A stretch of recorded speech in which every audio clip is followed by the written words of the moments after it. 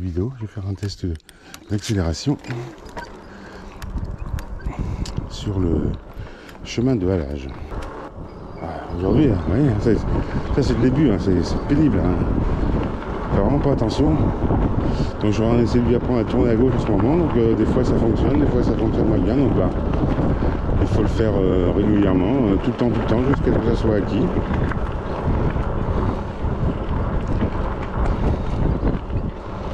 Aller tout droit, des fois ça fonctionne, des fois ça fonctionne pas, donc ça dépend. En général, elle obéit mieux quand après être un petit peu fatigué. Alors, on arrive au chemin de halage. Quand elle aura couru 4-5 km, ça va aller mieux après. Elle obéira mieux.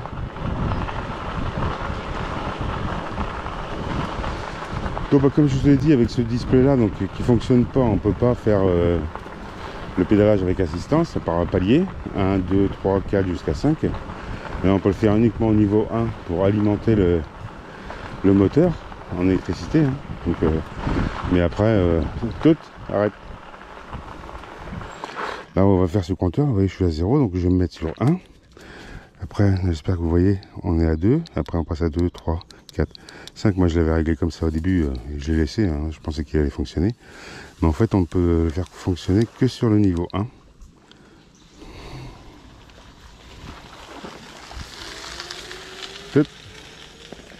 peut faire fonctionner que sur le niveau 1 parce qu'après même si on le met à 2, à 3, de toute façon dès qu'on le met au niveau 1 il va au maximum. Doucement tout, pardon madame. Un gros poisson à 4 pattes. Tout, viens là. Elle était contente, t'as pris ton bain. Donc là on va faire je vais laisser un peu les gens devant, je vais les dépasser. On va faire niveau 1, après je vous montrerai niveau 2, mais ça change absolument rien. Je ferai niveau 1 à la poignée, niveau 1 avec les pédales, et vous allez voir que le vélo de toute façon il n'a pas été paramétré avec le contrôleur, donc en fait il est inutilisable, on peut l'utiliser uniquement au niveau 1. Ou 2, ou 3, ou 4, ou 5, mais en fait il ne fait pas les 5 paliers qu'il devrait faire, c'est-à-dire de niveau 1 mettons jusqu'à 10 km/h, niveau 2 jusqu'à 15, 18, et puis jusqu'à 5 comme ça, jusqu'au maximum de la vitesse. Ça c'est un contrôle, c'est un réglage que vous ne pouvez pas faire. On ne peut pas contrôler la vitesse du vélo, on peut juste contrôler les paliers. Mais là, comme on ne peut pas contrôler la vitesse du vélo, et qu'en plus on ne peut pas contrôler la vitesse, enfin le réglage des paliers, eh bien en fait c'est pas utilisable en soi, quoi. Donc là je vais vous montrer. On va partir niveau 1, on va faire uniquement à la pédale, uniquement à l'accélérateur. Après on s'arrêtera et on fera la pédale. Et vous verrez, il va monter au maximum. Et pourtant que je sois en vitesse 4 au niveau de la manette du derrière au niveau 1 ou au niveau 7, c'est exactement pareil. Hein. La seule différence, c'est que plus il est haut dans les niveaux, plus il part vite. Vous avez besoin de donner moins de tours de pédale. Si vous le mettez à 1, vous serez obligé de donner 3 tours de pédale pour que ça parte. Donc là, on va le laisser à 4, une moyenne. Et on part donc à l'accélérateur. C'est parti, vous allez voir, il va monter directement. Là, normalement, il devrait déjà s'arrêter, parce qu'il est sur le niveau 1. Si je vais passer niveau 2, vous voyez, il a ajouté niveau 2. Si je fais niveau 3, c'est pareil. Si je repasse au niveau 1, vous voyez, il continue. Là, je fais niveau 1, il continue toujours d'accélérer. Donc, vous voyez, on peut pas le... Il n'est pas utilisable, donc on va s'arrêter plus loin, machine à fonce. On va s'arrêter plus loin pour faire à la pédale, parce que j'ai fait qu'à l'accélérateur, hein, je n'ai pas fait à la pédale. Donc là, on va le faire à partir d'ici. Donc là, il est au niveau 1. Donc maintenant, vous voyez, il est à 0. Je ne sais pas si vous voyez bien, parce qu'il y a un petit peu de clarté. Ouais. Là, je le mets au niveau 1. Je n'ai pas touché à l'accélérateur. Je vais faire qu'à la pédale. Et vous voyez, vous allez voir qu'il va monter au maximum. Donc je fais 2 tours de pédale. Et là, le moteur, il part. Vous voyez, et je pédale. Et plus je vais pédaler, et plus il va accélérer. Vous voyez, je ne touche pas l'accélérateur. Donc il est incontrôlable. On peut pas c'est impossible de contrôler. On va toujours à fond. La seule possibilité, c'est quand on pédale comme ça, moi ce que j'ai trouvé, c'est de prendre le relais avec la poignée. Parce que quand on pédale, au moment où le moteur il se lance, eh bien on prend le relais avec la poignée. Je vais vous montrer. Et après on peut l'emmener à la vitesse qu'on veut. Là il va accélérer. Donc là je prends le relais avec la poignée. Et maintenant si je pédale, il n'ira pas plus vite. Il restera à la vitesse que je lui ai demandé de tout aller avec la poignée accélérateur. Donc si je veux baisser, je baisse. Si je pédale, il n'ira pas plus vite. Vous voyez, le moteur ne se relance pas. tout est contrôlé par la poignée. En fait, la poignée prend le relais sur les pédales. Et après, si je veux accélérer, ben, j'ai juste à tourner un peu la poignée, un peu ou beaucoup, hein. Et après, je roule à l'allure que je veux. Je peux rouler à 10 km/h, comme je peux rouler à 40, sachant qu'en France, c'est interdit, hein, c'est 25 km/h. On n'a pas le droit d'aller plus vite et c'est un moteur de 250 watts. Celui-là, il fait 750, donc il n'est pas homologué. Et puis la poignée d'accélérateur est interdite, sauf si on va à maximum 6 km/h, c'est une aide au démarrage. Mais celui-là, il va à fond. Donc, bonjour. Donc, on va rester sur plat.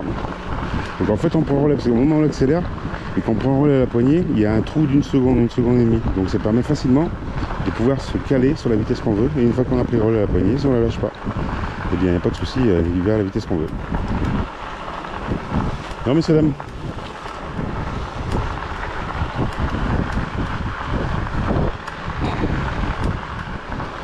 Alors j'avais fait des tests de frein sur l'autre vidéo, je pense. 45 km/h.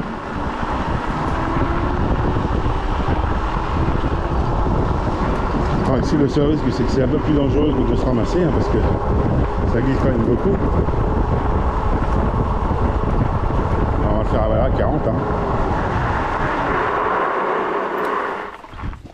Oui, ça freine, ça freine. Mais il faut bien tenir le guidon parce que ça part. Normalement, il y a une fourche, si c'était une fourche de bonne qualité, ou une fourche qui soit pas défectueuse comme celle-là, quand on freine de l'avant ou arrière, le vélo va rester droit. Et en fait, il part beaucoup sur la gauche. Ça fait du bien. Ça fait toujours du bruit, mais ça fait toujours du bien. Bataille, t'as réussi à remonter. Ah bah, la façon de donner un cœur, je vois, aller dans l'eau, voir ça. Ah, sur la résistance, il faut tirer un peu sur les cuisses. Et ça le fait. Donc, ben, en fait, le test de frein, on a fait. Le test d'accélération, on peut rien faire d'autre que ce que je vous ai montré. Hein. Quand j'aurai un vélo qui... Il y a un beau héron là-bas. Un héron cendré. Juste là-bas. À droite de la branche qui est sur l'eau. On voit le héron. Il nous regarde. Qu'est-ce qu'ils veulent, ceux-là? Donc on peut pas faire je peux pas faire d'autres tests que ce que je vous ai fait, parce que de toute façon c'est extrêmement limité. Le jour où j'aurai un display qui fonctionnera bien, peut-être sur ce vélo là s'il le change, peut-être sur un autre vélo que je ferai plus tard, et bien à ce moment là on pourra faire vraiment par palier. Je ferai un palier de 1 à 3 pour avoir 3 tranches de vitesse km/h. Va pas là, ça va être trop bas, trop pour remonter tout de suite. Viens là. Allez, tu peux te baigner plus loin.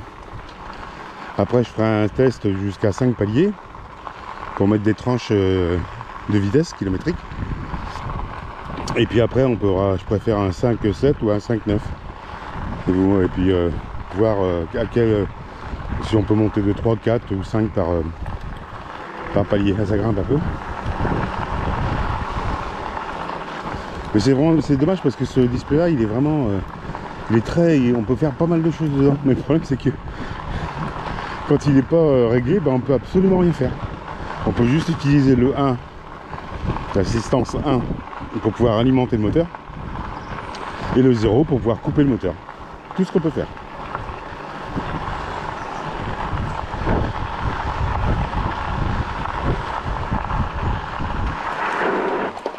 Ah ouais. Là il y a un circuit là, vous voyez. Ça, ben, je suis jamais allé, on va y aller. Bon, on le fera peut-être, non, on le fera un retour. Parce qu'en retour on va passer par là. On fera un retour, plus bien. On n'est jamais allé par là.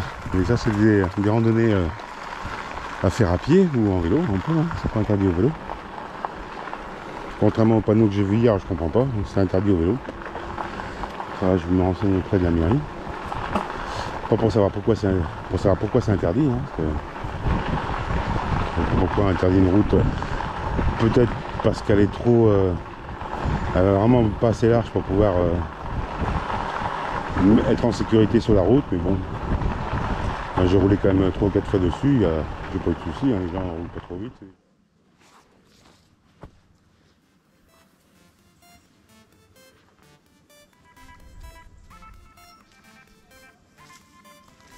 Donc on va faire la notation pour le vélo. Alors au niveau solidité, donc il y a un cadre qui est vraiment très solide. Au niveau de la fermeture du vélo, au niveau du système pliable du vélo, c'est aussi de très bonne qualité, hein, c'est bien sécurisé, il y a des bons renforts. Au niveau donc du guidon, de la potence, c'est de la bonne qualité. La fourche, malheureusement, elle est de beaucoup moins bonne qualité. Au niveau du pédalier et des manivelles de pédale, c'est aussi de la très bonne qualité. Le dérailleur est aussi de bonne qualité, assez solide, donc je pense que pour la solidité, donc à part forcément donc la fourche qui est moyenne, les garde-boue qui sont aussi moyens, vraiment moyens à l'arrière, ben on peut lui mettre 8 sur 10. Ensuite, en ce qui concerne le confort, alors le confort, suspension pas bonne à l'avant, pas assez grosse en diamètre. La selle d'origine et le tube de selle non suspendu et la selle assez ferme. Les pneumatiques qui sont pas terribles, ce sont des CST. Au niveau confort vraiment à l'utilisation, on a le vélo est vraiment pas mal. Mais il y a quand même ce problème de fourche qui est vraiment de petite qualité. Et puis les pneumatiques qui sont vraiment pas terribles, la tige de selle qui n'est même pas suspendue. Donc je pense que ça mériterait, rien que pour ça, on peut enlever 3 points parce que c'est quand même important d'avoir une selle de bonne qualité. Donc je mettrai 7 sur 10. Au niveau équipement, alors là, il n'y a rien à dire, hein. Le vélo est super bien équipé. Il y a vraiment tout ce qu'il faut, hein. Il y a tout le confort qu'on veut. Il y a les freins hydrauliques à l'avant, à l'arrière. Je rappelle que c'est un vélo qui est aux alentours de 1000 €, un petit peu plus, un petit peu moins quand il y a des promos. Un système de réglage du guidon qui devrait normalement être bon mais qui ne l'est pas vu le problème de câblage. Donc des freins à disque ventilés de diamètre 160 avant, arrière. Un dérailleur manuel SIS de très bonne qualité, même si c'est du plastique, ça fonctionne très très bien. L'équipement, donc, il donne en plus un support de téléphone. Il y a quand même une petite commande avec toutes les lumières avant et arrière du vélo. Le frein arrière où il y a les clignotants, les feux de position, feu stop et warning intégrés. Il est vraiment très très bien à ce niveau-là. Un dérailleur Shimano Tournai. Au niveau équipement, il est vraiment, pour ce prix-là, l'éclairage qu'il a à l'avant en plus, je mettrais un 9 sur 10. Il est vraiment très très bien équipé. Il faut rappeler encore que c'est un vélo à 1000 balles ou moins de 1000 balles. Il y en a qui sont beaucoup moins équipés pour ce prix-là.